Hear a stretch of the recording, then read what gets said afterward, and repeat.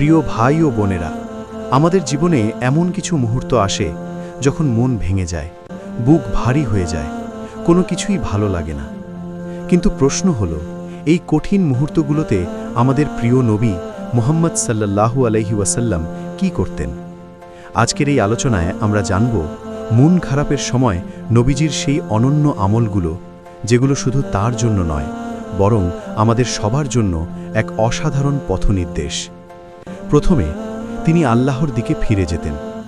রসূল সাল্লাল্লাহু আলাইহি ওয়াসাল্লাম যখন কষ্টে থাকতেন, তিনি মানুষের কাছে নয়, সরাসরি আল্লাহর কাছে ফিরে যেতেন।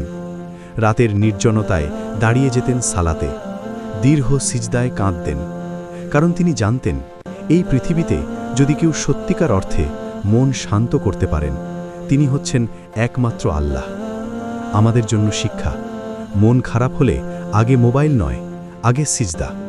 দ্বিতীয়ত, তিনি বেশি বেশি দোয়া করতেন। নবীজি দুঃখের সময় দোয়াকে নিজের শক্তি বানাতেন।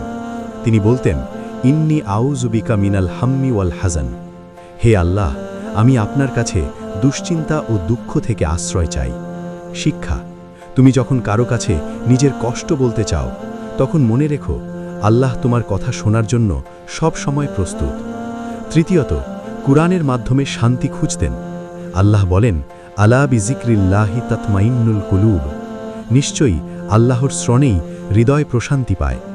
রাসূল সাল্লাল্লাহু আলাইহি ওয়াসাল্লাম কুরআন তিলাওয়াত করতেন, গভীরভাবে চিন্তা করতেন, আর সেই শব্দগুলো তার হৃদয়ে নেমে আসত শান্তির বৃষ্টি হয়ে। শিক্ষা: মন ভাঙলে গান নয়, কুরআন চালাও।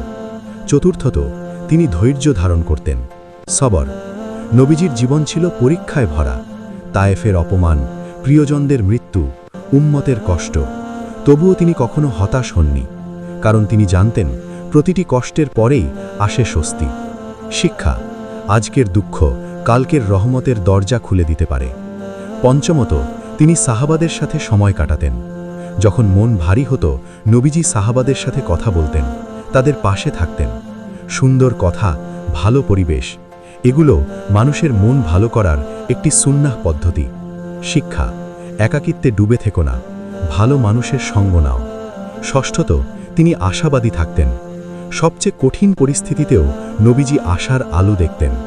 তায়েফে পাথর খাওয়ার পরও তিনি বদদোয়া করেননি, বরং দোয়া করেছিলেন তাদের বংশ থেকে যেন ঈমানদার জন্মায়।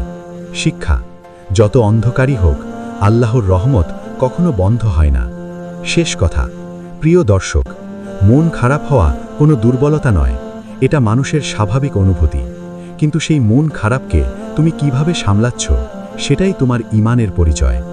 আজ থেকে প্রতিজ্ঞা করি, মন ভাঙলে হারাম পথে নয়, সুন্নাহর পথে হাঁটব, সিজদায় শান্তি খুঁজব, দোয়ায় শক্তি খুঁজব, আর আল্লাহর ওপর ভরসা রাখব।